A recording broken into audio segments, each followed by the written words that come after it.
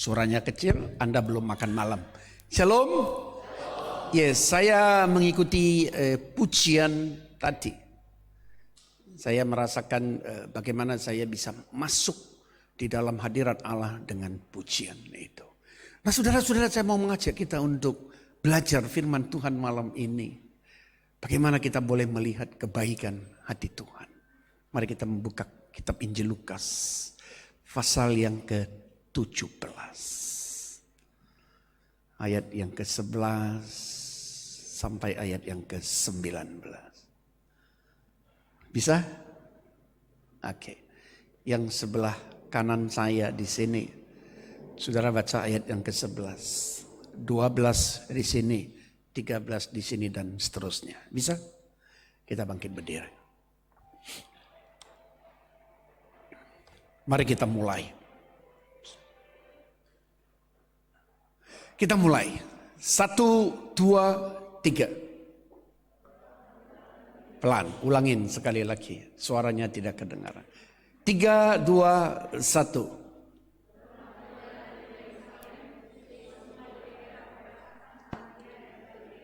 Ayat 12. Ayat 13. Ayat 14.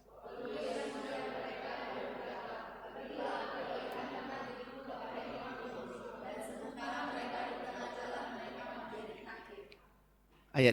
15. Ayat 16.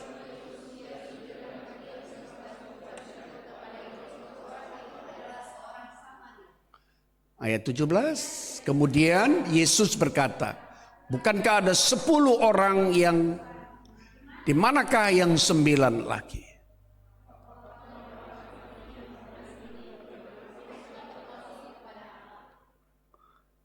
Ayat 19 kita baca bersama-sama. Lalu Yesus berkata kepada orang itu, bangunlah.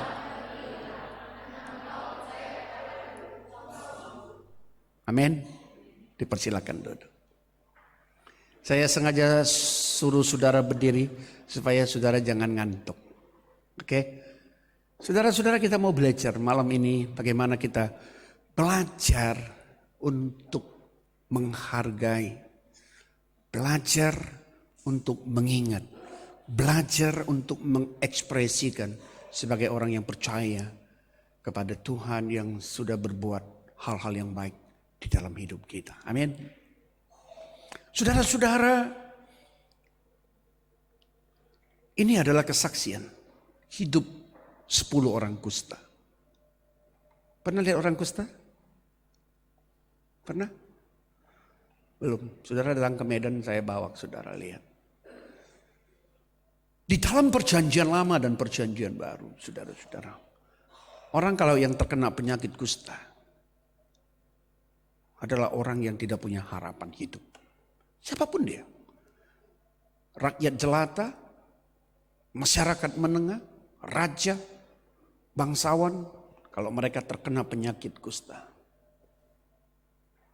Harapan mereka apa? Menunggu kematian menjemput mereka. Tidak ada obat. Tidak ada dokter. Tidak ada tabib yang bisa menyembuhkan penyakit itu pada waktu itu. Di dalam hukum agama Yahudi, saudara-saudara, orang yang terkena penyakit ini, dia tidak boleh lagi bersama-sama dengan keluarganya. Tidak boleh bersama-sama dengan masyarakat. Tidak boleh bersama-sama dengan sahabatnya. Untuk bersama-sama berinteraksi. Mereka harus apa? Diasingkan, disisihkan dari keramaian. Tempatnya di mana? Di gua-gua, di sumur-sumur kering. Ada keluarga yang mengasihi mereka, mungkin setiap hari datang, lalu membawa makanan. Tidak boleh bersentuhan. Sebab bagi orang Yahudi, bersentuhan dengan orang yang terkena penyakit kusta, hukumnya apa? Najis. Najis. Berdosa, kotor. Karena itu keluarga-keluarga mereka biasanya ditaruh di dalam sumur yang kering. Dia tinggal di situ. Lalu makanan-makanan itu diberikan itu dengan tali, saudara-saudara. Begitu menyedihkan, bukan? Hidup mereka hanya menunggu satu, kematian datang menjemput. Tidak ada belas kasihan, tidak ada harapan. Yang ada adalah penantian menuju kepada titik yang terakhir, yaitu kematian. Itulah keadaan orang-orang penyakit kusta di dalam hukum agama Yahudi. Kalau kita bersentuhan dengan orang kusta, kita harus minta disucikan oleh pendeta. Hukum Yahudi menajiskan. Kalau orang-orang kusta ini yang tidak mendapat makanan, mereka mau keluar ke kota, saudara-saudara, tidak gampang. Kakinya harus diikat dengan rantai, kemudian semacam kaleng, kalau dia jalan terdengar suara. Lalu mukanya harus ditutup. 50 meter, begitu dia lihat orang, dia harus berteriak-teriak dengan suara yang sangat kuat. Teriaknya apa? Aku najis, aku najis. Kalau dia tidak berteriak, dia berada di dalam kebaktian kita. Begitu dia keluar, kita boleh melempari dia dengan batu. Dia mati, tidak ada hukum yang melindungi dia. Menyedihkan, bukan? Hari ini kita diperhadapkan dengan 10 orang kusta ini, saudara-saudara. Kita tidak tahu bagaimana mereka bisa kena penyakit kusta. Tapi Alkitab katakan kepada kita, mereka terkena penyakit kusta. 10 orang. Tidak ada harapan, sama. Tidak ada harapan. Tapi satu hari saudara-saudara mereka mendapat kabar bahwa Yesus akan melintas di satu jalan. Lalu mereka 10 orang ini komit. Mereka mau bertemu dengan Tuhan Yesus. Nah, ini semacam interpretasi. Mungkin 10 orang ini saudara-saudara. Bisa jadi semua atau sebagian. Pernah melihat secara langsung Yesus melakukan mukjizat. Mungkin. Kalau tidak mungkin bagaimana mereka bisa tahu. Pertama. Kedua. Kemungkinan kedua adalah mungkin mereka mendengar dari teman-teman, dari famili mereka. Bahwa Yesus adalah orang yang luar biasa. Kalau ketemu Yesus mungkin ada harapan baru. Tapi apapun ceritanya saudara-saudara, 10 orang ini mereka mau bertemu dengan Tuhan. Harapannya apa? Apa harapannya? Supaya mereka sembuh. Sebab kalau mereka tidak sembuh, mereka akan mati. Saya melihat saudara-saudara orang yang terkena penyakit kusta itu menyedihkan sekali. Di sini ada enggak? Banda Aceh ada orang kena kusta? Ada? Ya. Sejenis penyakit kulit. Itu penyakit lepra. Orang menyebutnya lepra. Ada yang kering, ada yang basah. Kadang-kadang saudara-saudara dia pakai sepatu. Kakinya kan bonyok ya. Dia jalan-jalan sepatunya lepas saudara. Dia nggak rasa. Karena sarafnya sudah mati. Saya pernah teriak-teriak. Saya melayani di Pulau Halang. Saya datang ke Bagan. Pernah ke Bagan CPP tuh? Pernah tuh? Nah. Sepatunya lepas, dia jalan. Dia nggak tahu sepatunya lepas. Saya teriak-teriak. Kok sepatunya lepas? Oh iya. Dia datang lagi, dia pakai lagi. Begitu menyedihkan. Kuman itu memakan persendian daripada organ tubuh. Hidungnya yang tadi mancung ke dalam akhirnya.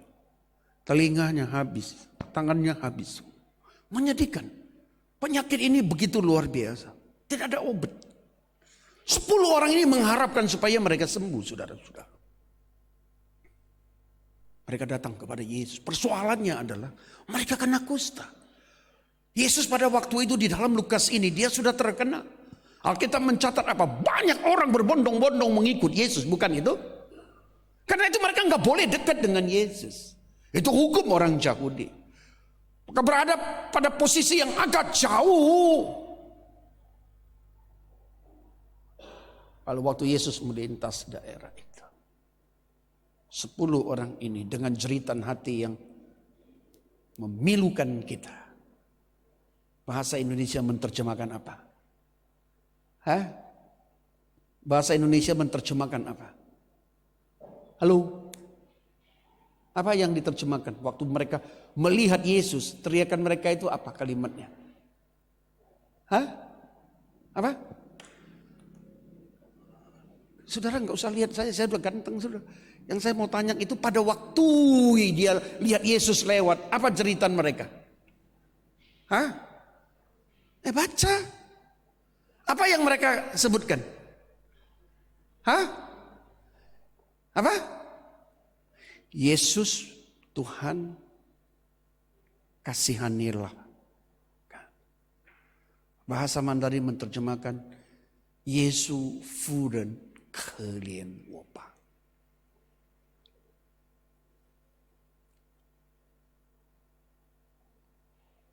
Bahasa Mandarin. Siapa di sini bisa bahasa Mandarin? Tidak ada. Bahasa Arab semua ya. Kalian wopa itu adalah satu ungkapan hati yang begitu pasrah. Perlu ada belas kasihan. Yesus furen kalian. Kenapa? Sebab mereka tidak ada lagi pertolongan yang lain. Lalu Yesus mendengar jeritan itu. Saudara perhatikan kesaksian ini. Apa yang terjadi? Yesus berkata kepada 10 orang itu, sekarang oke. Pergilah, cari pendeta Robi di jalan Pocuk Baren. Itu kan kira-kira kan bahasa sekarang. Perlihatkanlah dirimu kepada imam. Datang ke Metodis Pocuk Baren, cari pendeta Robi. Alkitab katakan kepada kita, di tengah jalan mujizat terjadi. 10 orang kusta ini sembuh. Cerita ini belum berakhir. Kelanjutannya apa? 9 hilang. Nggak tahu ke planet mana. Yes. Tapi 1 orang dia kembali. Dia tersungkur di depan kaki Tuhan Yesus. Apa kata Yesus? Di manakah yang 9? Saudara-saudara, ini kesaksian. Bukan perumpamaan. Saya mau mengajak kita belajar 2 hal dari 10 orang kusta. Yang pertama kita belajar dari 9 orang ini. Pertama, kenapa 9 orang ini dia tidak mau kembali? Udah sembuh dong? Kenapa tidak mau kembali? Kenapa tidak mau kembali kepada Tuhan Yesus? Karena mereka terlalu takjub dengan mujizat. Terpesona dengan mujizat.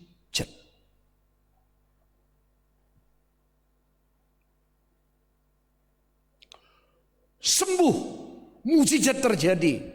Dia lupa si pemberi mujizat. Hari ini begitu banyak orang-orang percaya juga begitu. Hari ini ada banyak orang Kristen mau mujizat tetapi tidak mau Tuhan. Ada satu gereja di Medan, saudara-saudara saya menjadi pembimbing mereka. Bukan gereja Metodis, tapi gereja karismatik. Nama gereja itu adalah Mujizat Itu Nyata. Saya bilang sama pendeta ini, bahaya ini. Kenapa? Sebab semua jemaatmu yang datang ratusan orang ini, apa yang mereka utamakan? Apa yang mereka utamakan? Mujizat di gereja. Kalau mujizat tidak terjadi, mereka tidak percaya kepada Tuhan. Mujizat menjadi ukuran. 9 orang kusta ini tidak kembali karena mereka terlalu takjub menikmati kesembuhan itu. Ini sesuatu yang spektakuler bukan? Mereka melihat. Alkitab katakan kepada kita bahasa Indonesia, mereka menjadi tahir. Tahu tahir? Tahir itu bukan sembuh. Kalau sembuh itu punya apa?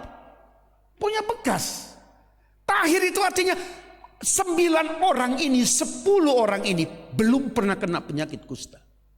Biasanya kalau penyakit kusta yang dikorbankan itu adalah seluruh organ tubuh kita. Ada bekas. Kalau tahir itu sepertinya belum terjadi apa-apa. Sama seperti sekarang anak-anak remaja suka pakai apa? Skin apa tuh? Skincare. Mulus. Tahir itu. Saudara. Mereka tidak mau kembali karena mereka sedang menikmati mukjizat Tuhan. Itu alasan yang pertama. Yang kedua, saudara-saudara, kenapa mereka tidak mau kembali kepada Tuhan? Karena mereka merasa bahwa tidak ada hubungannya dengan Tuhan. Ada hubungannya dengan Tuhan? Ada enggak? Hah? Ada? Tidak ada. Sebab waktu mereka berteriak, Yesus Tuhan kasihanilah kami. Yesus ada suruh mereka enggak? Ayo berbaris 10 orang ini. Lalu dia berdiri di sini. Sini, satu-satu, kuat tumpangkan tangan. Sembuh, sembuh, baris di situ. Ada? Enggak ada. Yesus hanya katakan apa? Pergilah, perlihatkan dirimu kepada imam. Bagi 9 orang ini, dia merasakan gak ada hubungannya dengan Tuhan. Gue sembuh ini, apa hubungannya dengan Yesus? Enggak ada. Enggak ada hubungan apapun. Aku sembuh oleh karena apa? Kekuatan aku sendiri. Ini juga menjadi satu gambaran hidup kita loh. Orang Kristen sekarang ini.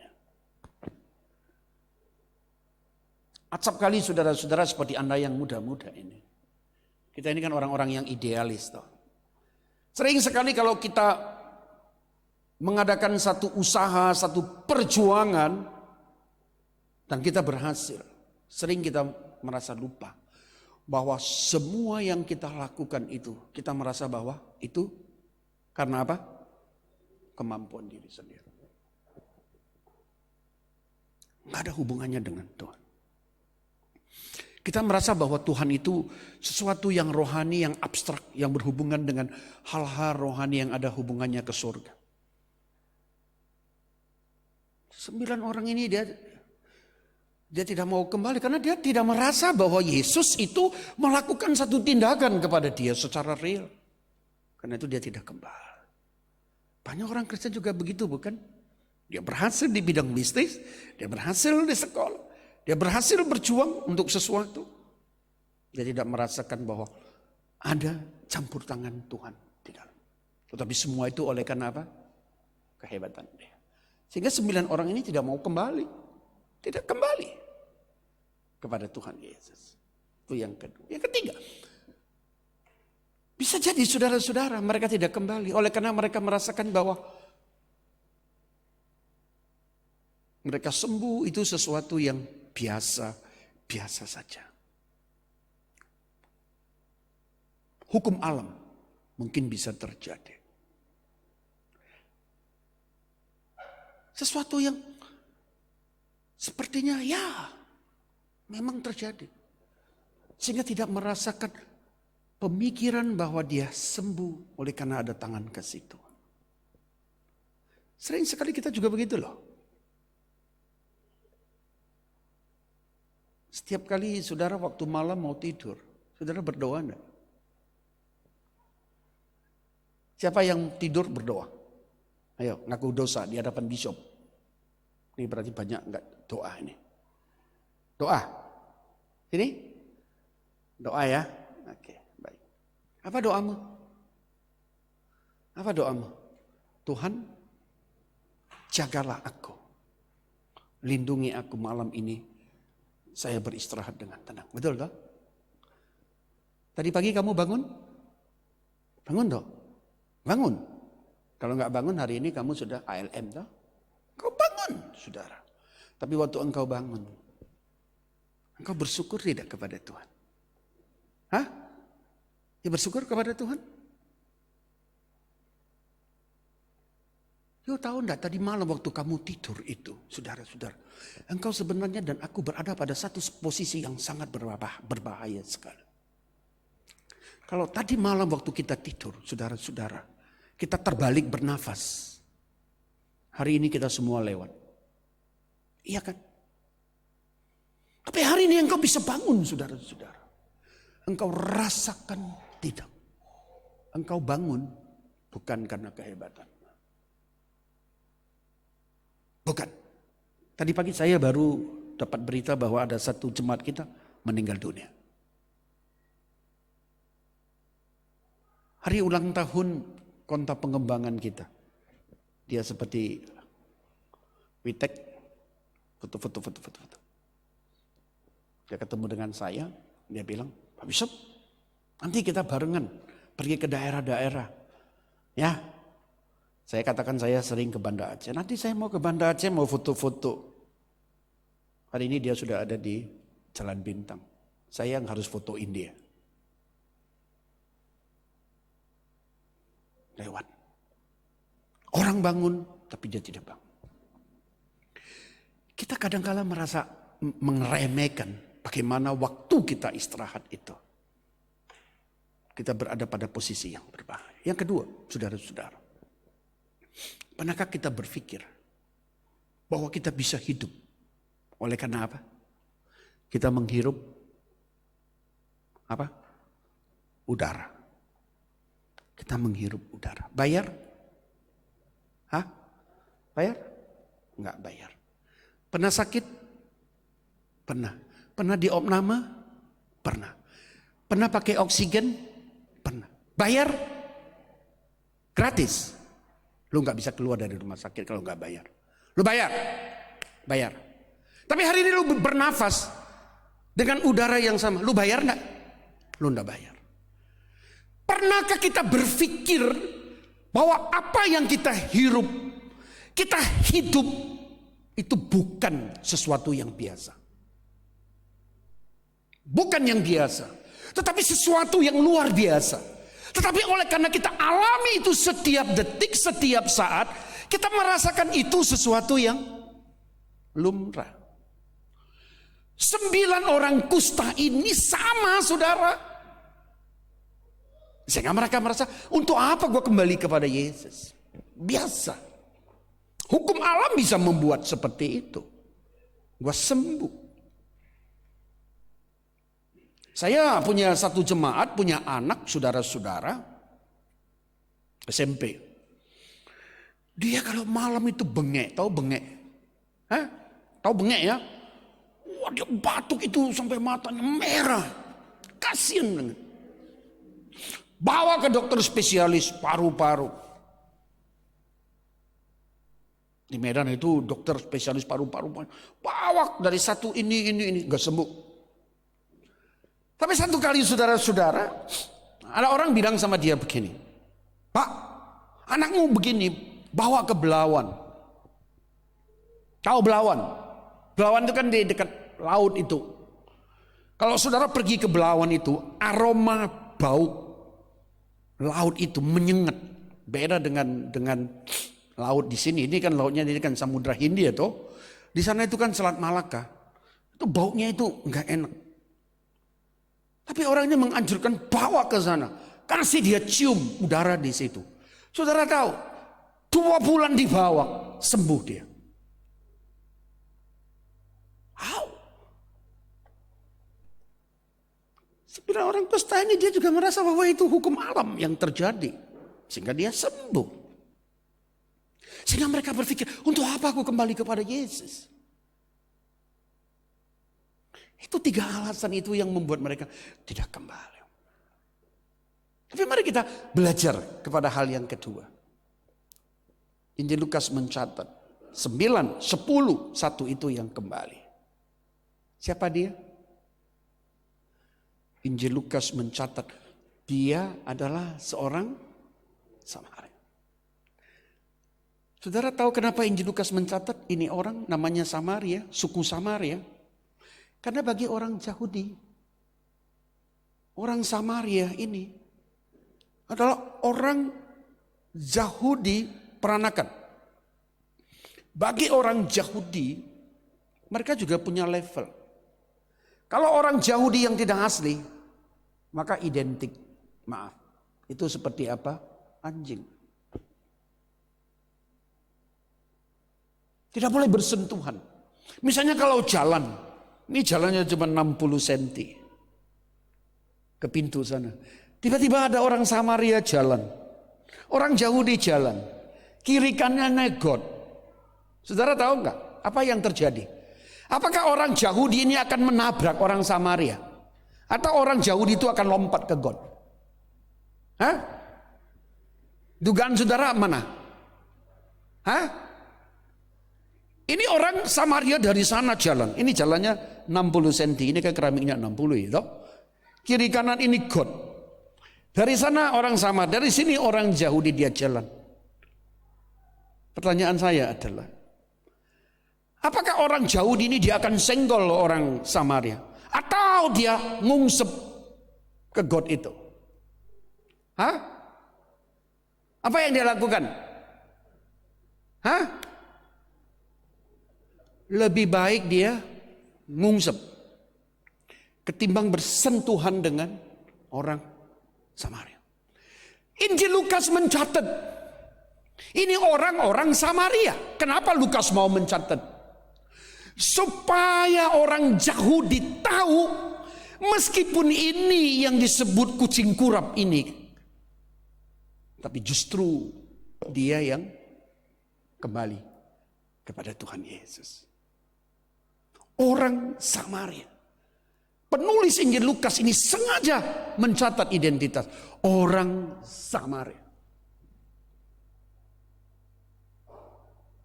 Lukas mau katakan, hai orang Yahudi, engkau so apa sih? Ternyata yang kembali itu adalah orang yang kelas 2. Dia datang kepada Yesus, dia tersungkur, dia memuji Tuhan. Kita mau belajar apa? Pertama kita mau belajar adalah orang Samaria ini tahu dia sembuh semata-mata oleh karena apa? Karena Tuhan. Sebab dia tahu penyakit dia tidak akan bisa disembuhkan kalau bukan oleh karena kasih karunia dan kemurahan Tuhan. Amin. Ya. Dia kembali. Sebab dia tahu Tuhan itu baik kepada dia. Dia kembali. Itu yang pertama. Yang kedua, kenapa dia kembali?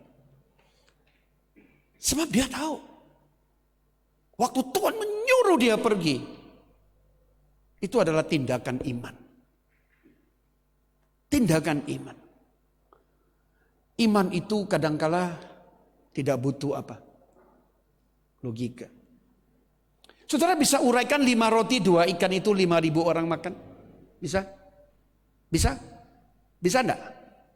Bisa? Yesus memberi makan 5.000 orang. 5 roti 2 ikan. Bisa? Bisa logika mencerna? No, enggak bisa. Ada orang bilang, gak mungkin. Yang benar adalah Yesus memberi makan 5 orang, 5 roti, 2 ikan. Itu benar. Tapi Alkitab yang saya baca itu tidak pernah menulis 5 orang. Tetapi 5.000 orang. Bisa dicerna dengan logika? No. Iman itu kadang-kala tidak butuh logika. Orang kusta ini dia kembali, saudara-saudara. Karena dia tahu waktu Yesus menyuruh dia pergi, dia tahu ada kuasa. Dia tahu ada kuasa. Itulah iman dia. Karena itu dia kembali. Dia kembali kepada Tuhan Yesus. Yang ketiga, kenapa dia mau kembali?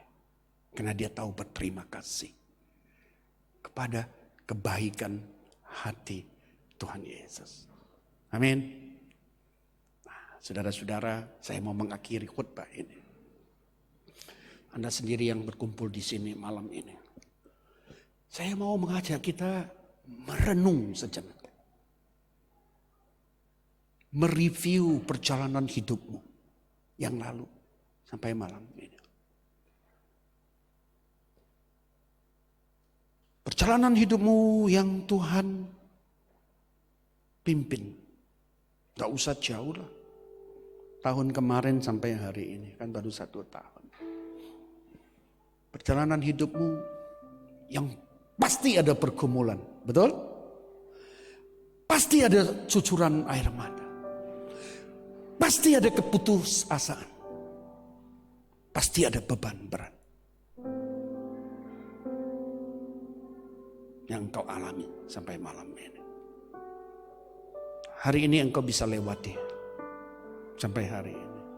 Pertanyaan saya, adakah engkau merasakan tangan kasih Tuhan yang terus memegang engkau? Adakah engkau merasakan cinta kasih Tuhan yang terus peduli terhadap engkau dan tidak membiarkan engkau jatuh dan kalah? Adakah engkau merasakan mungkin tahun yang kemarin nyawamu hampir melayang, tetapi ada Tuhan yang menolong engkau? Renungkan saudara-saudara. Sesudah engkau renungkan, pertanyaan saya,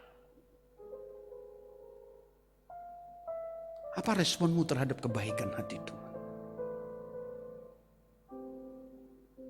Apakah engkau seperti 9 orang kusta ini? Atau engkau seperti orang Samaria? Engkau bersyukur untuk kebaikan. Kita berdoa. Pada waktu engkau menutup mata, saya mengambil waktu sejenak mengajak engkau mereview perjalanan hidupmu tahun kemarin sampai hari ini. Seperti yang saya katakan tadi di awal, selama tahun 2022 sampai hari ini, perjalanan hidupmu yang beraneka ragam, yang mungkin dipenuhi, dihiasi dengan banyak pergumulan, banyak cucuran air mata, banyak keputusasaan, banyak penderitaan. Pernahkah engkau merasakan sampai malam ini semua engkau bisa lewati? Saudara-saudaraku,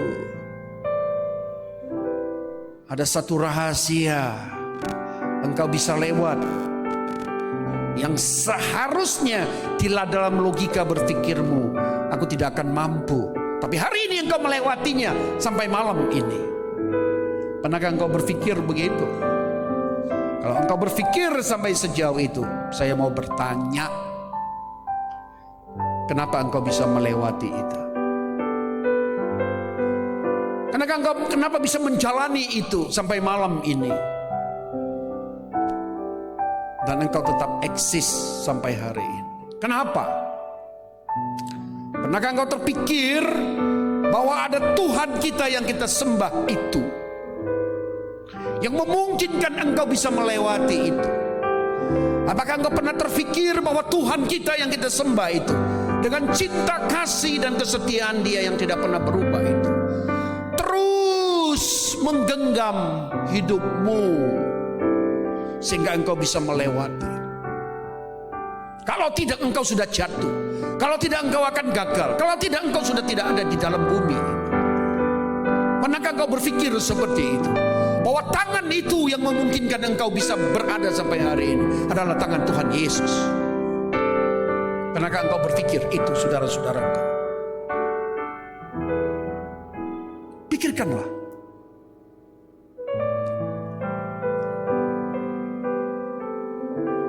Kalau engkau katakan, iya betul, aku bisa melewati karena ada tangan Tuhan. Yang kedua, apa responmu kalau Yesus sudah berbuat baik kepada hamba? Apa responmu kepada Tuhan? Apakah engkau anggap biasa-biasa saja?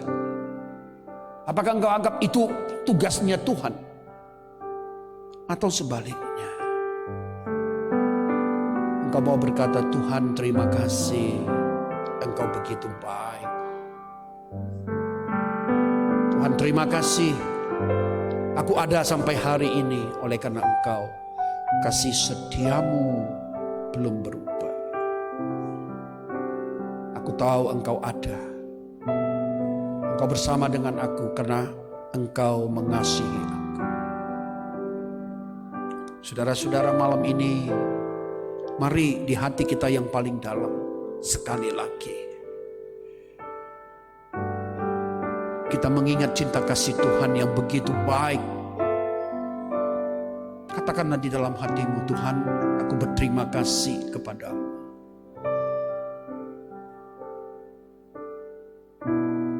Mungkin tidak cukup di bibirmu, tapi engkau bisa membuat melalui tindakan yang nyata.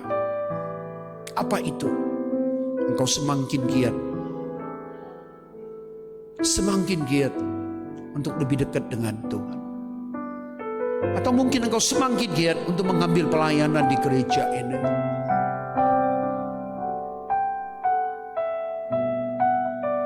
Atau engkau semakin giat untuk mendengar lebih peka suara Tuhan kepada dirimu. Saudara-saudara, Tuhan yang kita sembah adalah Tuhan yang baik. Dia tidak pernah meninggalkan kita dikala kita berada di dalam kesulitan. Dia baik. Kalau dia menyembuhkan 10 orang kusta ini, hari ini dia juga sudah menolong hidup kita. Mari ungkapkan kepada Tuhan Yesus.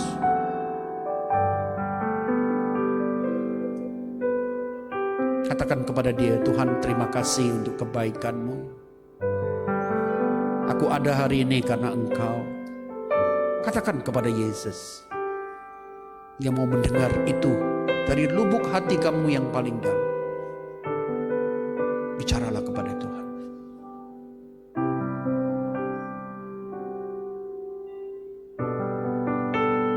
Bapa di surga, kami berterima kasih. Kami boleh belajar kesaksian hidup dari 10 orang kusta ini. Tapi lebih daripada itu, kami ingin belajar teladan daripada orang Samaria yang memahami kasih Tuhan, dan dia kembali kepada Tuhan dan tersungkur di depan kaki Tuhan. Sebab dia tahu dia sembuh oleh karena Tuhan. Dia tahu Tuhan mengasihi dia. Bapa, biarlah kami belajar seperti dia. Berkati anak-anak-Mu malam ini yang ada di sini. Kami boleh belajar menjadi orang yang tahu bersyukur untuk kebaikan hati Tuhan. Berkati. Sebab kami kalau tahu bersyukur, itu juga adalah satu identitas orang Kristen yang dewasa. Berkatilah kami. Terima kasih Tuhan. Kami menyerahkan semua adik-adik kami yang ada di dalam ibadah ini ke dalam tangan. Tuhan urapi, Tuhan berkati. Terima kasih Tuhan. Inilah doa kami. Di dalam nama Tuhan Yesus kami berdoa. Amin. Saya mau mengajak kita untuk bangkit berdiri. Tahu lagu Allah itu baik? Tahu lagunya? Hah? Tahu? Oke, kita nyanyikan lagu itu, saudara-saudara. Menjadi satu doa kita. Tahu lagunya?